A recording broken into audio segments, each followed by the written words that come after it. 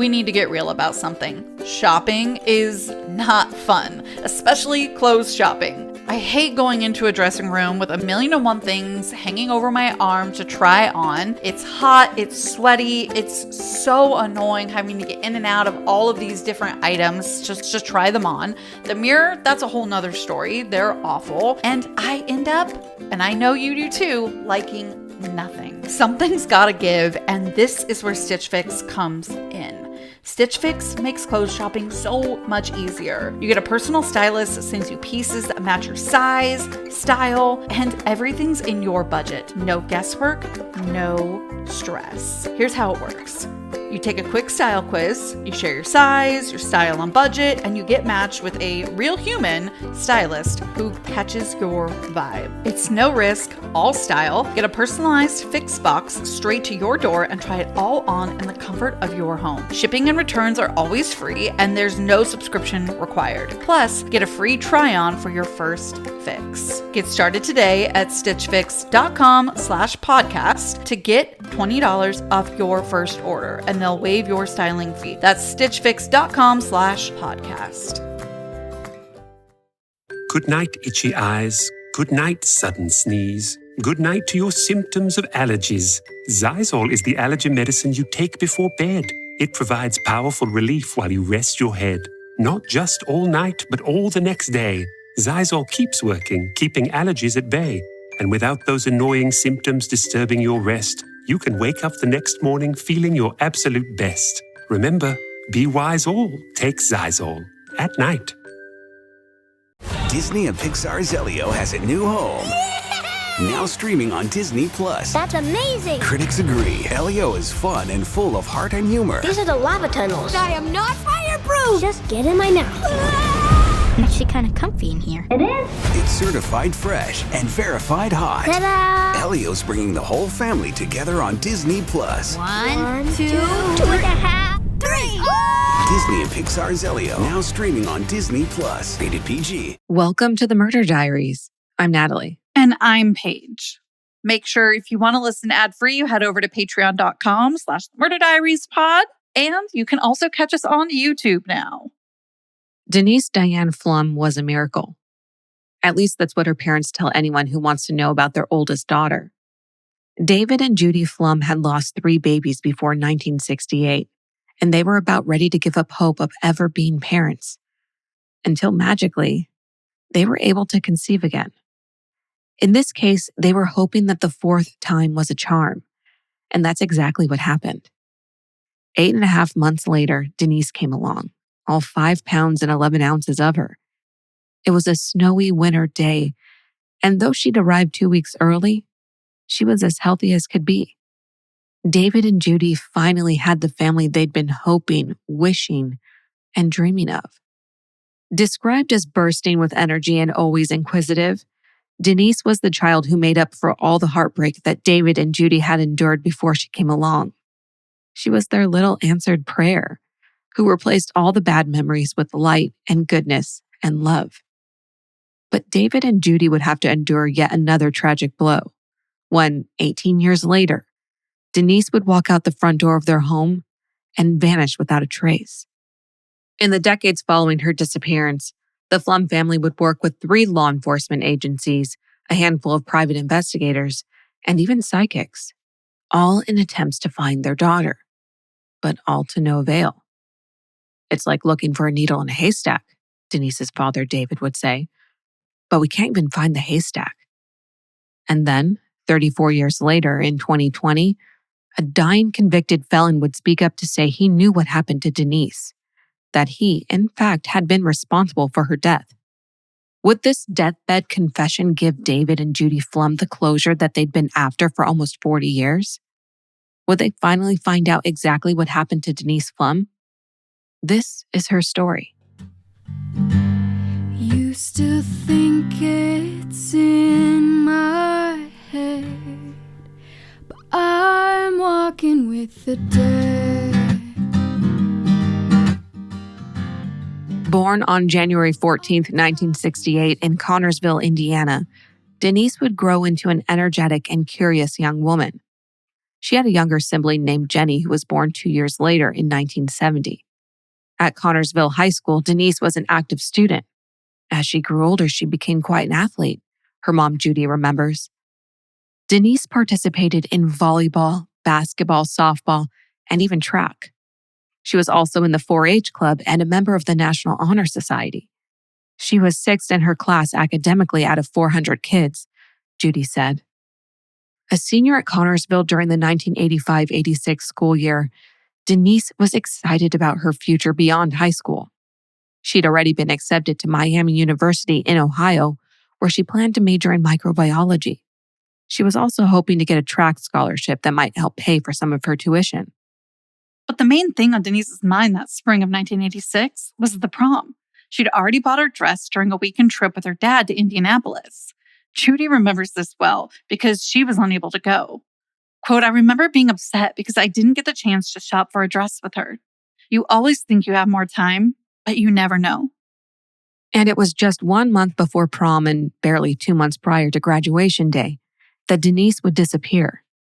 It was a beautiful, warm day with a promise of spring in the Indiana air. Students were off that week for spring break, which meant plenty of opportunity to hang out with friends and go to parties. Many of the parties in that area were commonly held on someone's farmland, a bonfire at the center of it all. Judy remembers seeing her daughter at the Pflum family residence in Connorsville on March 28, 1986. I worked at a bank about a quarter mile from our house, Judy said. We got 3 hours off that day on Good Friday, so I was home a little after noon. Denise told her mom that she was going to go look for her purse. She thought she'd left it at a party the night before. The party in question had been held in a field with hundreds of teens in attendance. Because Denise had broken up with her boyfriend, Sean McClung, the month before, she was free to attend the party with her friends. In all the excitement, Denise was sure she'd left her purse in the field. But on that Friday afternoon, Denise couldn't get any of her friends to go with her out to the field to look for her purse. She even asked her sister, but nobody could go with her. We're not sure why she didn't want to go alone, Judy said. She was fearless, ever since she was a child. So for her to be uncomfortable to go back to the site of the party is unnerving. Something wasn't right. Determined to get her purse back, Denise went alone that afternoon. She didn't have any identification when she left home. She didn't even take the carrying case or cleaning solution for her contact lenses. That was the last time I ever saw my daughter, Judy said. And before I went back to work that day, I had a gut feeling. Something didn't feel right to me. Judy went back to work, and with worry still gnawing at the motherly instinct in her, she phoned home a couple of times to check in with Denise's sister, Jenny, to see if Denise had gotten home okay. Jenny told her mom that Denise was still gone, but about an hour after Judy had gone back to work, a distant cousin who had also been at the previous night's party dropped by with Denise's purse. But there were no cell phones back then, Judy explained. No way to call Denise and let her know. When Denise didn't return home that evening, her family began to fear the worst. Something was wrong. She'd been gone far too long. So around 8:30 p.m. that night, ridden with anxiety over the fate of Denise, they reached out to police to report her missing. Thinking Denise might just be another rebellious teenager out on some joyride or getting up with some other kind of teenage mischief, the police tried to calm her family down, assuring them that she would be back soon. But this wasn't enough for Denise's family, so they began to search for her on their own. They started by calling every friend of Denise's that they could think of. But nobody had seen her or been in contact with her. Worried that she might have been in a car accident, David drove every country road he could think of in hopes of finding her. We don't believe that she ever went back to that area, David speculated. Something or some person interrupted that opportunity. We knew right away that something was wrong, he said. When the time unfolded into the next day and the subsequent next days, then we knew we really had a problem. The tenant of the farmland where Denise was headed that day corroborated David's fear. Denise had never arrived to their field. Connorsville is a tight-knit community, and like all small towns, it didn't take long for word to spread that Denise Pflum had gone missing. People were hearing about her disappearance as soon as that Friday evening. Teens going missing isn't something that happens regularly in Connorsville, so people were growing concerned, and soon, the grapevine effect had people around town on the lookout for anything noteworthy or suspicious. The official search for Denise didn't start until the next day, when a farmer from the neighboring Glenwood community found her cream-colored 1981 Buick Regal. It was locked and abandoned along Tower Road, a rural and secluded gravel backroad east of Glenwood. The farmer told authorities that he initially thought the vehicle belonged to mushroom hunters. The area where Denise's car was found was on the other side of the county from where she lived, and about 3 miles from the previous night's farmland party site. Her family couldn't think of any reason why she would have parked her car in such a remote place. They believe that whoever did something to their daughter was the person who hid the car in that area of Tower Road. Police processed the Buick at the scene, but found no evidence of a struggle, nor were they able to retrieve any fingerprints. David and Judy were called out to the car to see it for themselves and to try to determine if they could see anything amiss with the vehicle. But even they didn't see anything abnormal. The front seat of the Buick was even in Denise's normal driving position. The early part of the investigation is hard to piece together all these years later, because it simply wasn't documented very well. The lead investigator assigned to Denise's missing persons case also happened to be the cousin of Denise's father. His name was Ted McQuinley. Because of the family connection, David and Judy were putting all of their proverbial eggs into McQuinley's basket. They trusted him implicitly to do right by them with this investigation. They thought if anyone was going to help bring Denise home and take the utmost care of her case, it would surely be Ted, another family member. But they would be wrong. To say that Ted handled Denise's case sloppily would be an understatement. In fact, his methods were haphazard at best. McQuinley didn't keep notes on who he'd questioned, what leads he'd followed up on, what tips he'd eliminated, and which ones he was still investigating. He'd put none of this in writing. McQuinley never even went to the Pflum home to investigate Denise's room for any possible clues that might point to what had happened to her. Her case had clearly been placed in the hands of someone who was inexperienced and unreliable. Yet, despite McQuinley's ineptitude, there was some investigative momentum early on. One of the first people that police talked to was Denise's ex-boyfriend, Sean McClung, who I mentioned earlier. Sean and Denise had been together for 3 years, dating most of high school, when Denise broke things off with him, and she'd been right to do so. According to letters Denise had written to her friends about dating Sean, she painted a grim picture of dysfunction between the two of them.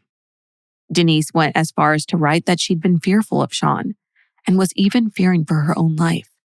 She wrote that Sean could be mean and possessive, which was what scared her most. These were the predominantly deciding factors that led her to end things with him. But when police questioned Sean about his relationship with Denise, he told them a completely different story. He said that the breakup had been mutual and that they had ended the relationship, agreeing to just be friends. Sean even gave the police an alibi. He told them that he'd been out fishing with friends at the time that Denise had gone out to the farm to look for her purse. These friends, however, didn't corroborate Sean's whereabouts. They told the police that he wasn't with them that Friday afternoon. But for some reason, the police let this go. Unexplainably, they instead took Sean at his word. They didn't even seem to care that Sean appeared to be uninterested in Denise's disappearance.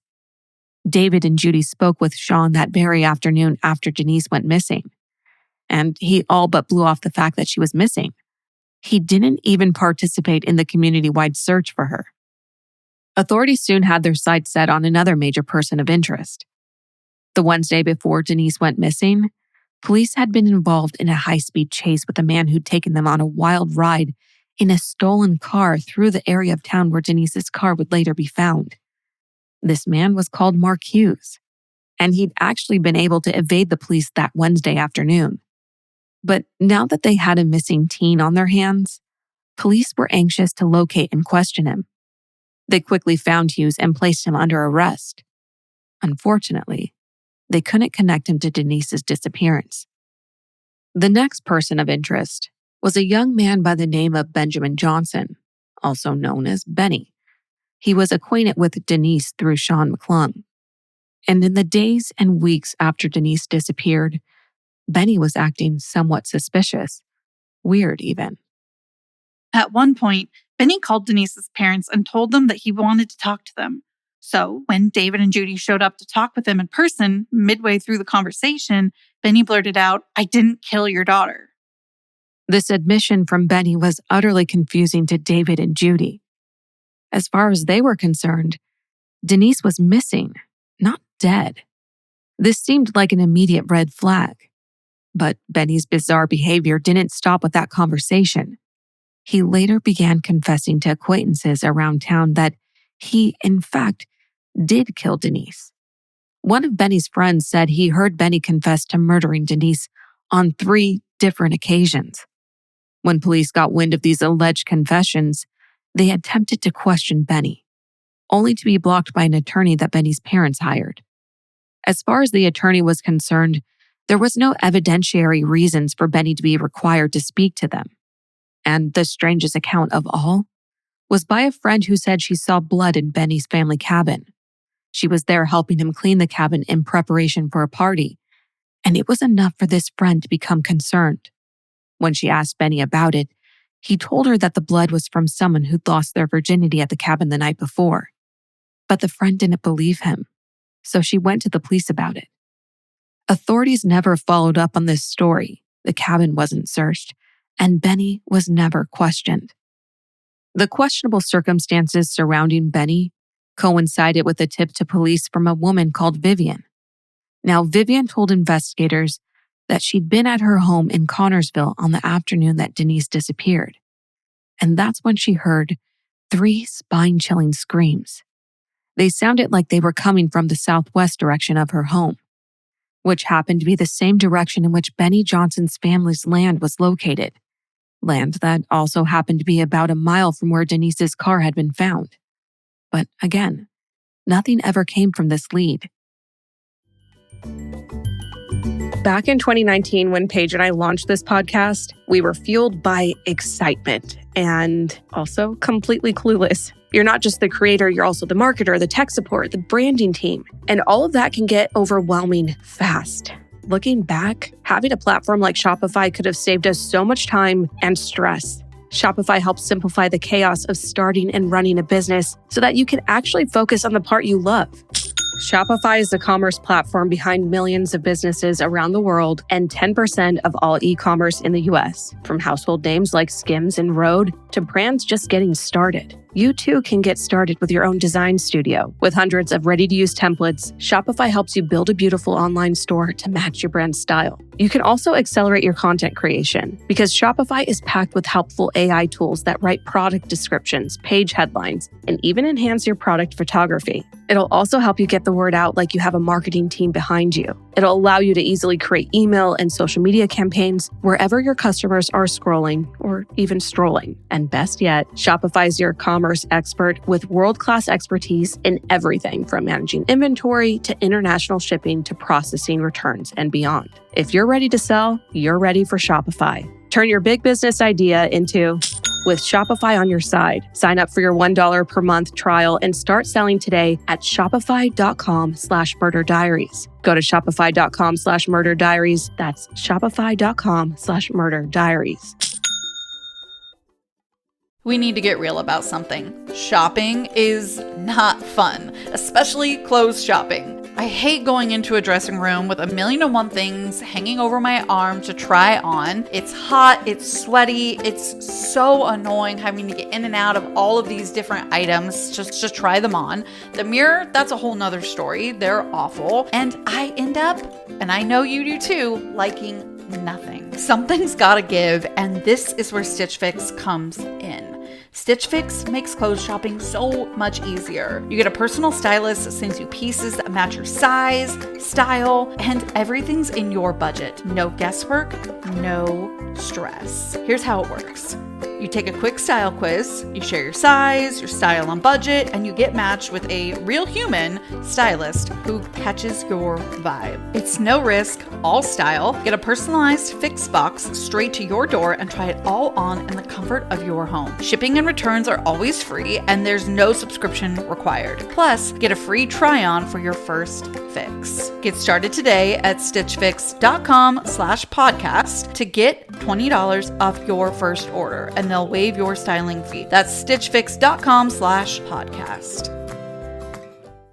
Hey everyone, it's Natalie. And if you're anything like me and Paige, you need a way to unwind after diving into all of the heavy cases we cover every week. And lately, I've found the perfect escape. It's a mobile game called Scatter Slots, and I've honestly been loving it. Now I know what you're thinking, another slot game, but this one is completely different. Scatter Slots blends dark fantasy, rich storytelling, and gorgeous visuals to create an experience that feels way more like an adventure than a typical game. You play through a map, unlocking these really detailed slot worlds along the way, and each one has its own theme and vibe. And don't get me started on the graphics. So beautiful. I actually caught myself turning the volume up just to hear the music and sound effects. It's that immersive. It's also super easy to jump in and play for a few minutes, whether you're on your lunch break, waiting to pick up the kids, or just need a moment to yourself after a long day. And yes, I did win a mini jackpot my first time playing. No big deal. Whether you're in it for the fun, the wins, or the fantasy, Scatter Slots delivers it all. So what are you waiting for? Download it today and claim 12 million coins to jumpstart your adventure. I think we can all agree that feeling better in your body shouldn't be a full-time job. That's why Hers makes it easier to get started and stick with it. It's backed by expert-guided online care that puts your weight loss goals first. Hers is transforming women's healthcare by providing access to affordable weight loss treatment plans. They connect you with a medical provider who will work with you to determine the best treatment option for you. If you're prescribed, you can get medication as a part of a doctor-developed weight loss program, complete with ongoing care, check-ins, dosage and medication adjustments, and access to 24/7 online support at no additional cost. There aren't any hidden fees, and there are no membership fees. Weight loss by Hers is realistic, not restrictive. Hers provides access to affordable weight loss plans built around oral medication kits and GLP-1 injectable options. With oral medication kits starting at just $69 per month with a 10-month plan when paid up front. This isn't cookie-cutter care that forgets you in the waiting room. It's your health and goals put first, with real medical providers making sure that you get what you need to get results, all from the comfort of your couch. So if you've been struggling with your weight loss journey, it's time you find the best option that works for you through Hers. Whether you want to lose weight, grow thicker, fuller hair, or find relief for anxiety, Hers has you covered. Visit forhers.com/diaries to get a personalized, affordable plan that gets you. That's forhers.com/diaries. forhers.com/diaries. Weight loss by Hers is not available everywhere. Compounded products are not approved or reviewed for safety, effectiveness, or quality by the FDA. Prescription required. See website for full details, important safety information, and restrictions. Actual price depends on product and plan purchased.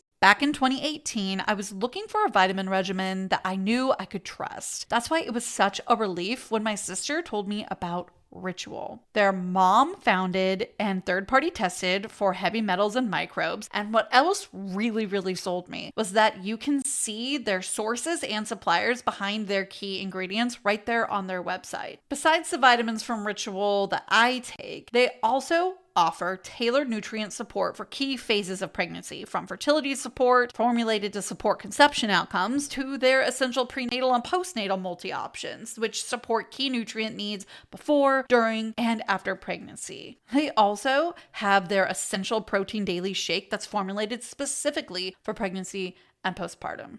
On top of all that, they also have their Symbiotic Plus that I take every single day along with my multivitamin. I love Ritual so much that I make sure all of my friends that are having babies and family planning turn to Ritual for their prenatal, pregnancy, and postpartum support. What's also really awesome about Ritual is how easy it is to take. Each capsule has this really cool delayed release design that makes it really gentle even on an empty stomach. Most importantly, it's third-party tested for allergens, microbes, and heavy metals. It's non-GMO, project verified, gluten and major allergen free, and made traceable. When it comes to pregnancy and postpartum support, you want products backed by research and transparency. Mom Found a Ritual puts in the work and shows you the proof. Get 25% off your first month at ritual.com/diaries. That's ritual.com/diaries for 25% off. Mint is still $15 a month for premium wireless.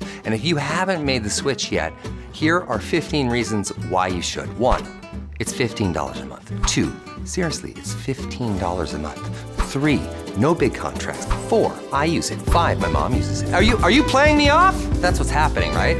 Okay, give it a try at mintmobile.com/switch. Upfront payment of $45 for 3-month plan, $15 per month equivalent required. New customer offer first 3 months only. Then full price plan options available. Taxes and fees extra. See mintmobile.com.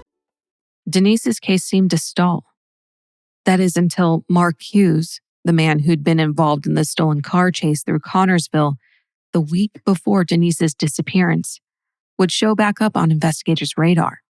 In April of 1987, Hughes walked into a shoe store and abducted a 16-year-old girl at knife point, forcing her out of the store and into his car.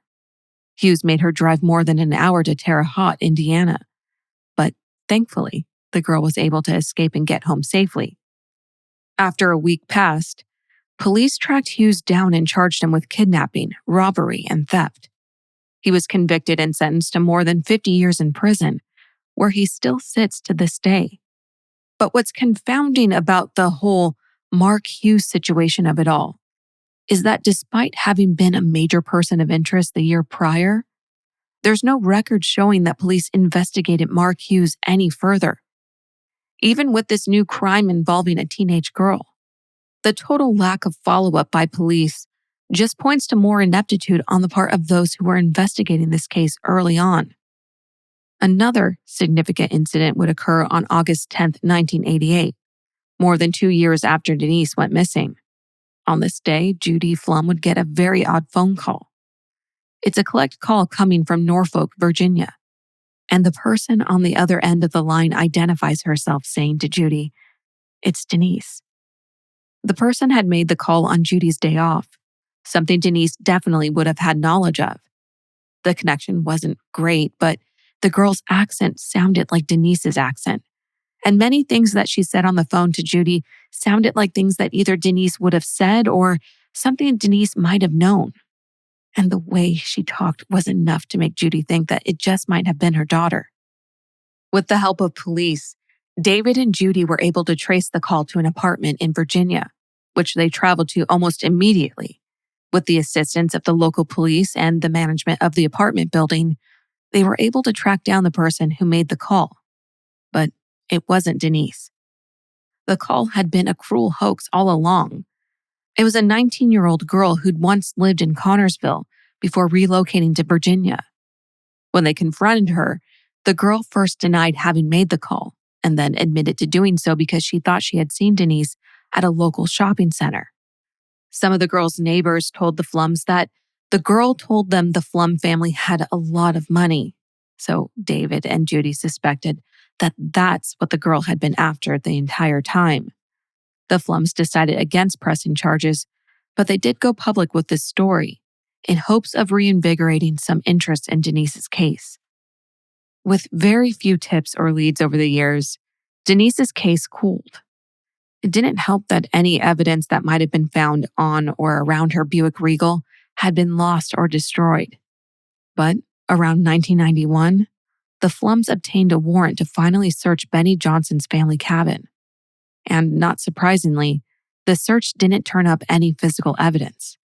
Too much time had passed. It was too little too late. In 2007, a detective by the name of Scott Jarvis was assigned to the case. He followed up on the numerous tips that had been received over the decades, but he wasn't able to discern any helpful or valuable information from the so-called leads. The detective remained hopeful, though. Despite the fact that the chances of finding out what happened to Denise were growing smaller the colder the case got, he still believed there was a possibility that the case could be solved. In 2014, Jarvis and other investigators collected DNA from the Pflum family, including a DNA sample directly from Denise herself. They extracted it from a baby tooth that they'd found in evidence. This DNA sample was entered into the National DNA Database System, but it didn't result in any new clues. 3 years later, the case was re-examined in 2017, and it was now in the hands of Fayette County Sheriff Joey Laughlin. He considers Denise's case a personal one. Laughlin had grown up in the area, and he was just 7 when Denise disappeared. Authorities re-interviewed several people, including a person who'd never been questioned before.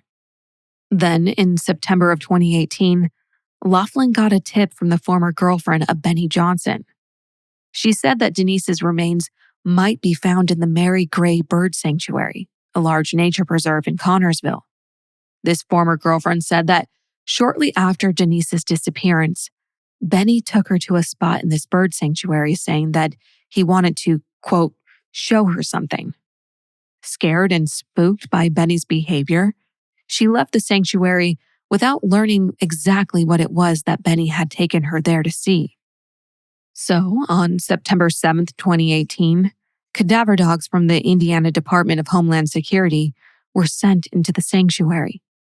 These dogs alerted to the possibility of human remains at the Fourth Pond area, the exact same spot to which Benny Johnson had taken that girlfriend all those years before. But the search had to stop because of an onslaught of torrential rains. When the storms passed, the dogs were allowed to search the pond. But unfortunately, nothing was found. It was yet another dead end in a seemingly endless series of dead ends. Jump to December of 2018, and we're back to Sean McClung again, the uncaring ex-boyfriend of Denise. He was once again a person of interest. Detectives never got a chance to fully question McClung back in 1986 because he moved to Arizona shortly after Denise disappeared. But suspicion arose when, during 2017, McClung agreed to take a voice stress test and failed the test miserably. Specifically, on 2 key questions. Did you kill Denise Pflum? And do you know where she is? Yet, despite the rigorous re-interview and interrogation, McClung didn't crack. Authorities were unable to get anything out of him. To keep Denise's memory and case alive and to put pressure on the public for answers, Denise's friends and family put up dozens of posters around Fayette County with Denise's photo and information about her missing persons case. They also advertised a $25,000 reward for any information that would lead to the truth about what happened to Denise. Denise's mother, Judy, said, "We feel compelled to keep looking. You don't give up. You spend your life looking." Denise's case appeared to have a major break in 2020 when Sean McClung was arrested in Arizona. It turns out that McClung had been in all kinds of trouble out west over the years. His criminal record for domestic violence and intimidation was quite lengthy. When authorities got wind of his most recent trouble, they felt it was time for another interview, especially given the fact that McClung was in failing health. He was suffering from an undisclosed terminal illness and didn't have long to live. Sheriff Laughlin said he was arrested on separate charges for defrauding a financial institution and check deception. He had warrants for his arrest, so he was incarcerated, and we took the opportunity to speak to him about the case. Denise's parents were called out to Arizona to face McClung in this moment. We were asked to come to the jail that day while he was being interviewed and tried to persuade him to tell us the truth, the Pflum said in a statement. And it was at this time, in his jail cell in Arizona, that McClung admitted that he'd been the one who killed Denise. He told the police and Denise's parents that Denise had picked him up the day of her disappearance. He said that the two of them went to a place called 3 Mile Bridge, where the two of them began to argue. Sean said that at a certain point, the argument got heated. He pushed Denise and she fell to the ground and died. Then he walked back to town and called a few friends to help him move her body. McClung made this confession in exchange for a promise of immunity for his statements and the dismissal of his recent unrelated fraud charges. The state agreed to this offer and the deal was made with the Pflum family's consent, as long as McClung would tell them where Denise was. But Sean refused to lead the authorities to Denise's body. And since the agreement required him not to withhold information, McClung didn't receive immunity for his confession, and he was charged with voluntary manslaughter, a Class B felony. In the hospital, just 5 days before his death, Sean McClung told his attorney that he didn't really know what had happened to Denise, and he had no clue as to her whereabouts. He said he'd only confessed to killing her because immunity would have meant spending his final days outside of a jail cell, where he would have had more time with his family before dying. The deal had also included the $25,000 reward. His attorney then provided the following statement on this matter. It's unfortunate that Mr. McClung made false statements to investigators that likely brought about a fleeting hope of closure for the Pflum family. Yet, under the circumstances where Mr. McClung's days were dwindling, his statements appear to be nothing more than a desperate attempt to live his last few days on this earth as a free man. No words can adequately express the heartfelt sorrow that I have for the Pflum family, nor can they express my unreserved hope that they one day find peace. Based on my own private conversations with Mr. McClung and his overall lack of credibility, I believe the person responsible for the death or disappearance of Denise Pflum is still out there. The last thing that Denise Pflum and her family deserve is to have this investigation stop, when the real perpetrator may very well still be out there, or someone might have information that can truly solve this case. Sean McClung died at the age of 56. Whatever secret he may have had, he took to his grave, Denise's father said. After the Sean McClung debacle, Denise's case seemed gutted of momentum, losing steam over the next few years. In April of 2021, EquiSearch Midwest, a search and recovery team, partnered with CCRT, along with Indiana Canine Search and Recovery and the Fayette County Sheriff's Department, to conduct an extensive search for Denise's remains. The areas searched were never publicized. Authorities only mentioned that they combed different areas of Fayette County, but those searches turned up nothing. David and Judy Pflum filed a lawsuit in March of 2004 to obtain permission to search a private 326-acre farmland in hopes of finding Denise's remains. This land was now owned by Benny Johnson's sister, Erica. In the lawsuit, the Pflums claimed that in previous rulings, the Indiana Supreme Court maintained that human remains are considered the property of the decedent's estate. In other words, if Denise's remains were in fact on that land, those remains were the property of Denise's family, and they rightfully belonged in their possession. There were several other reasons that David and Judy wanted the property searched. First of all, Denise's car was found only 1.3 miles from this acreage. Secondly, the Pflum family alleged that Benny had unrestricted access to the land at the time that Denise went missing. And third, David and Judy were well aware of the multiple times that Benny had confessed to having some level of involvement in or knowledge of Denise's disappearance. The Pflums told the court that they had searched 14 other properties for Denise's remains, and the owners of those properties had voluntarily allowed the Pflums to conduct their investigations. They characterized these property searches as minimally invasive. According to their lawsuit, they had partnered with local law enforcement agencies and used canine recovery teams during their searches. This same consideration and care would be used to search Erica Johnson's land. Despite her family's claims, the judge in the case, Judge Freed, granted Erica Johnson's defense team's motion to dismiss, who dubbed the Pflums' complaint, quote, facially defective by reason of the statute of limitations in such actions. In other words, the time for this kind of search to take place had legally come and gone. Johnson's attorneys argued that the statute of limitations ended in 2002, 6 years after Denise had been declared legally dead. But this didn't stop Judge Freed from harshly criticizing the police's initial investigation, writing, "It's impossible to imagine why this property wasn't thoroughly searched by law enforcement immediately after the original criminal investigation began. Baffling."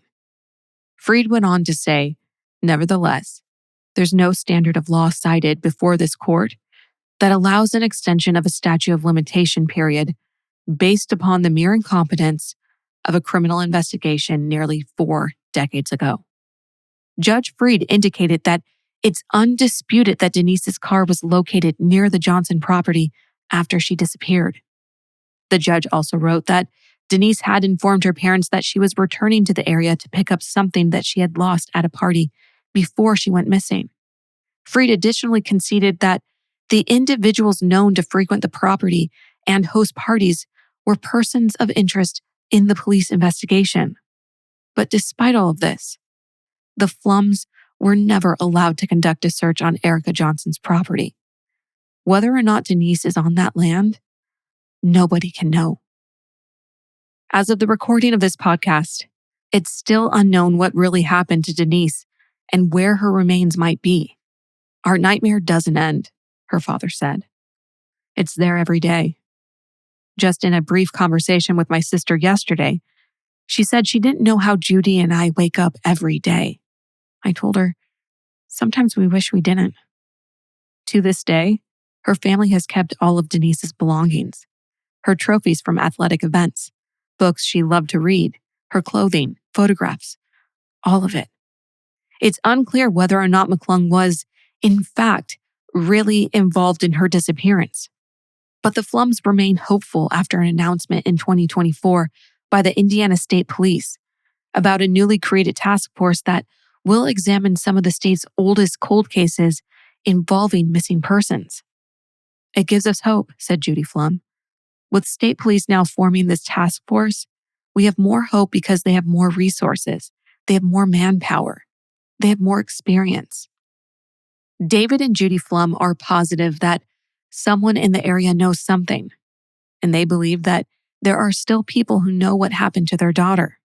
That's why the prospect of this task force is so important to them. It means they can still hold on to hope for more answers. Additionally, the community has helped raise a $100,000 reward to anyone who can help them find out what really happened to Denise. It needs to be noted that this case has stayed alive over the last 40 years because of the sheer will and unwavering, tireless efforts of two parents who refused to give up trying to find out what happened to their daughter. Denise Pflum is a Caucasian female with brown hair and brown eyes. Her ears are pierced and she wears contact lenses. She was last seen at the age of 18 years old, when she was 5 feet 6 inches tall and 135 pounds. She was last seen wearing a medium-sized red Motley Crue t-shirt, size 11 blue striped jeans, size 9 white sneakers, size 7 hip hugger panties, a size 34B beige or white bra, a gold ring with a garnet, and a silver clasp ring with a red setting. If you or someone you know have information about Denise Pflum's missing persons case, please reach out to the Fayette County Sheriff's Department at 765-825-0535. That's 765-825-0535. Make sure to follow us on all of our socials at The Murder Diaries Pod. Subscribe to us on YouTube. It makes a big difference, and we really want to start doing as much video content as we can for you. And until then, stay safe. Bye. We need to get real about something. Shopping is not fun, especially clothes shopping. I hate going into a dressing room with 1,000,001 things hanging over my arm to try on. It's hot, it's sweaty, it's so annoying having to get in and out of all of these different items just to try them on. The mirror, that's a whole nother story. They're awful. And I end up, and I know you do too, liking nothing. Something's gotta give, and this is where Stitch Fix comes in. Stitch Fix makes clothes shopping so much easier. You get a personal stylist that sends you pieces that match your size, style, and everything's in your budget. No guesswork, no stress. Here's how it works.